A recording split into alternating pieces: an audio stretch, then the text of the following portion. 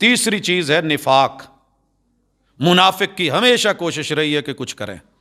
اللہ نے پہلے پارے میں دوسری سورت میں سورہ بقرہ کے اندر دوسرے صفحے میں کھل کے کہہ دیا یخادعون اللہ. یہ ظالم سمجھتے ہم اللہ کو دھوکہ دے رہے ہیں, لوگوں کو دھوکہ دے رہے ہیں, منافقت کرنے والے کبھی ادھر کبھی ادھر. اپنوں میں ملے تو کہ ہم نے ان کا رگڑا نکال دینا, اسی انہاں دی نسلاں مٹاتیاں, اسی انہاں دی برین واشنگ کرتی آ کرتا. ادھر آئے تو تسبیحات میں صوفی اللہ فلاں کر لیں. کتنے مدرسے, کتنے ادارے یہودیوں نے بنا رکھے ہیں, کرسچنز نے بنا رکھے ہیں, الہاد نے بنا رکھے ہیں. ہم تمہارے امامتیں آ کے کرتے ہیں, پکڑے جاتے ہیں, پتہ چلتا ہے جی وہ ختنہ کرانا تو رہ گیا سی, کوئی بات نہیں, کر لیا ہے. کیا ہوا؟ ڈیرہ غازی خان مختلف جگہوں پہ جنوبی پنجاب میں کیا کر لیا ہے؟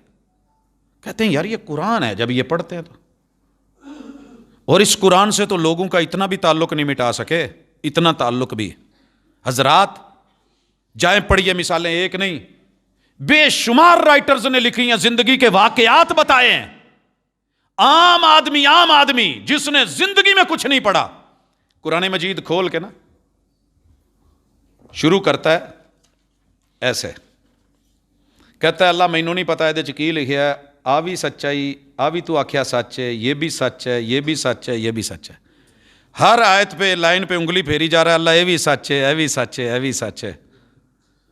اور جب یہ بندہ اس کا جنازہ ہوتا ہے اور قبر کھودی جاتی ہے تو خوشبوئیں آتی ہیں, کوئی عطر کی شیشیاں نہیں پھینک گیا تھا. او یار یہاں تو یہ حالت ہے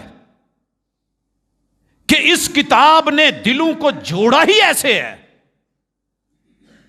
جو پڑھا ہوا تھا وہ پڑھ کے, اور جو ان پڑھ تھا وہ انگلی پھیر بھی تھا تو ایسے, اللہ آوی سچے تھے, آوی سچے تھے, آوی سچ. کیا مقابلہ کریں گے اس کا؟ خیر, قرآن کی جو سب سے بڑی خوبی ہے نا, یہ کسی بھی کرپشن کو کرپشن نہیں رہنے دیتا, 2 نمبری کو واضح کر دیتا ہے, حقیقت تک اپروچ دیتا ہے, اور جو ریئلٹی ہے وہ بتا دیتا ہے. اور یہ صرف میں ایک آیت کے اندر اس کا تذکرہ کرتا ہوں, شہر رمضان الذی انزل فیہ القرآن. یہ رمضان کا مہینہ,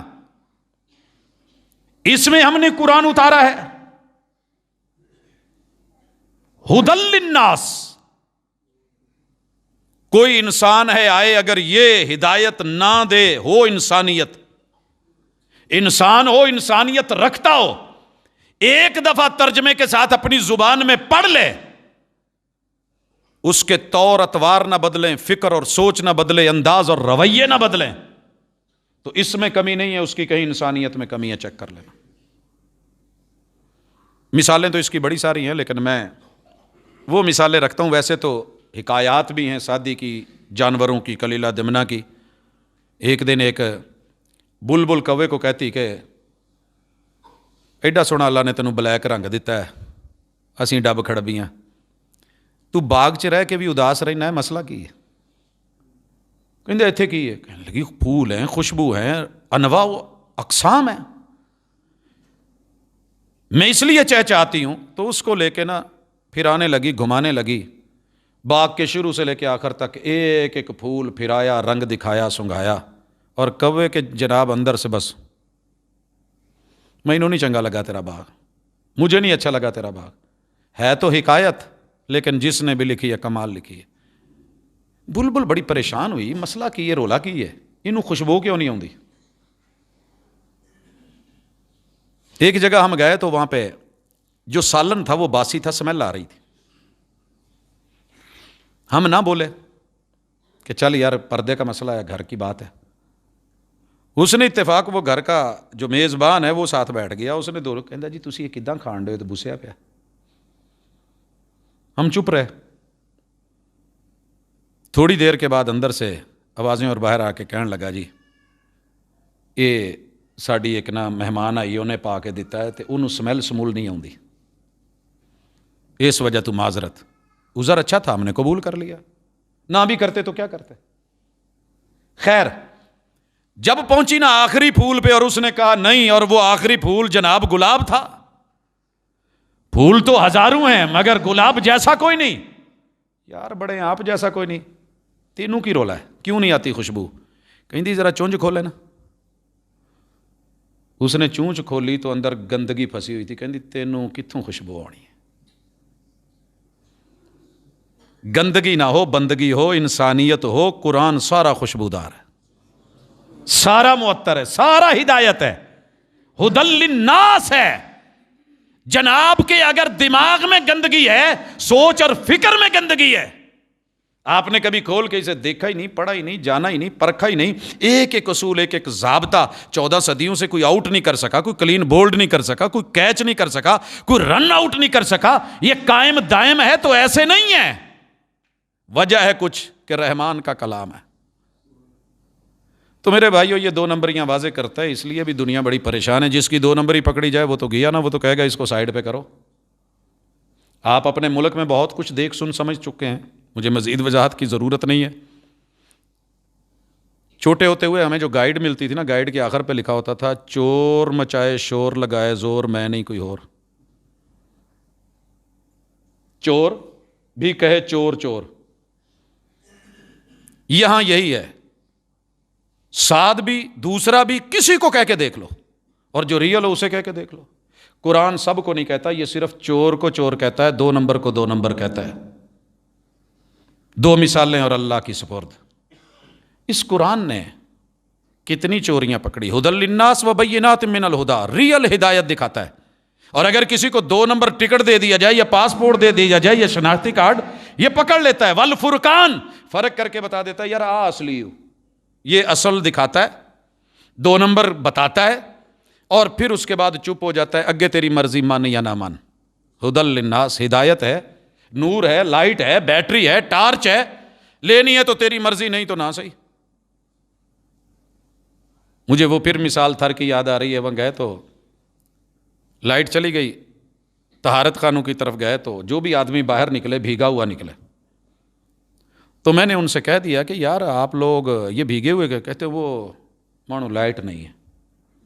میں نے کہا آپ لوگوں کے پاس ادھر موبائل نہیں ہوتے؟ کہتے ہیں. میں نے کہا ان میں ٹارچ نہیں ہوتی؟ کہتے وہ تو ہے. میں نے کہا استعمال کب کرنی ہے؟ استعمال کب کرنی ہے؟ جیب میں موبائل ہے، موبائل میں ٹارچ ہے، اندھیرا ہے، موقع استعمال کا وقت ہے. وہ قرآن اترا ہوا ہے 1400 سال سے. کون 2 نمبری کر گیا ہے؟ کون دھوکہ کر گیا ہے؟ کون آپ سے فراڈ کر گیا ہے؟ کون آپ کو جو ہے رحمان سے بہکا کے شیطان کا چیلا بنا گیا ہے؟ پتہ کر لو، 2 نمبری مل جائے گی، پکڑی جائے گی. تو جس کی 2 نمبری پکڑی جاتی ہے وہی کھڑا ہو کے کہتا ہے جی یہ رستے چو ہٹا دو. یہ نہیں ہٹتا رستے سے، یہ رستے میں ہی رہے گا. یہ سینوں میں محفوظ ہے. یہ تمہارے پھاڑنے سے، تمہارے کاٹنے، تمہارے چیرنے سے نہیں، جیت اسی کی ہے اور ہر جگہ جیتتا ہے. 2-4 مثالیں لے لیتے ہیں اللہ کی سپرد. جی آئیے مثال لیجیے. عقیدے کی مثالیں میں نے دے دی. الہاد، کفر، شرک، یہ سارے کھڑے ہیں.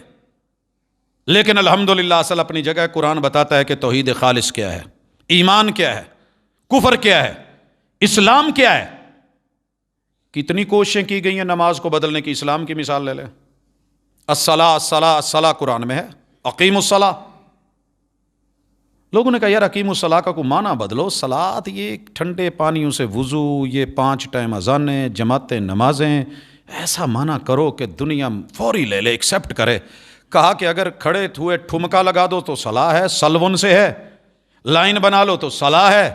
پرندے قطار میں چلیں تو صلاح ہے. اور مزدور بس پہ چڑھیں لائن میں تو صلاح ہے. کوئی کام کر رہے ہو تو صلاح ہے. صلاح سلون سے ہے، لہٰذا مان لیں. مر گیا پرویزی بھی اور اس کی آل بھی اور اس کی فکر بھی. لیکن میرے خیال میں کلمہ پڑھنے والے اس صلاح سے مطمئن نہ ہوئے. مسجدیں بھی بن رہی ہیں، اذانیں بھی جاری ہیں، اور اللہ کا شکر ہے وہ مدینے والی صلاۃ اور میرے محبوب کا وہ طریقہ اور ترجمہ، وہ اقیم الصلاۃ، آج بھی وہ قیام اسی طرح ہے، رکوع اسی طرح ہیں، سجدے ویسے ہیں، تشہد ویسے ہے.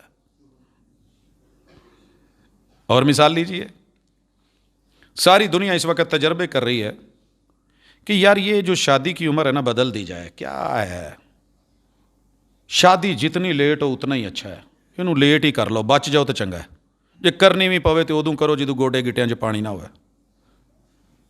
موج کر لو، نیو ایئر نائٹ منا لو، فروری کی 14 کو منا لو، دیکھ لو. سارا سال 12 مہینے ہر دن لگے رہو. صفا لے کے آئے ہیں نا. قرآن نے نکاح کہا ہے، لیکن آج بھی حسب اور نسب کی جینون چیز. قرآن کہتا ہے کہ لا تقربوا الزنا، زنا فراڈ ہے، زنا جھوٹ ہے، زنا بربادی ہے، اس میں خیر نہیں، اس کے اندر تمہارا تخم، تمہارا حسب، تمہارا نسل، تمہاری اصل فصل سب مٹ جائے گی، اور تم کسی کام کے نہیں رہو گے. 2 نمبری میں مت جانا. ٹیسٹ بڑا ہوگا، ورائٹی بڑی ہوگی، عمروں کی شرط کوئی نہیں ہوگی، ہر طرح کا کچا پکا مال میسر ہوگا، لیکن معاشرہ تبھی قائم ہوگا جب نکاح ہوگا.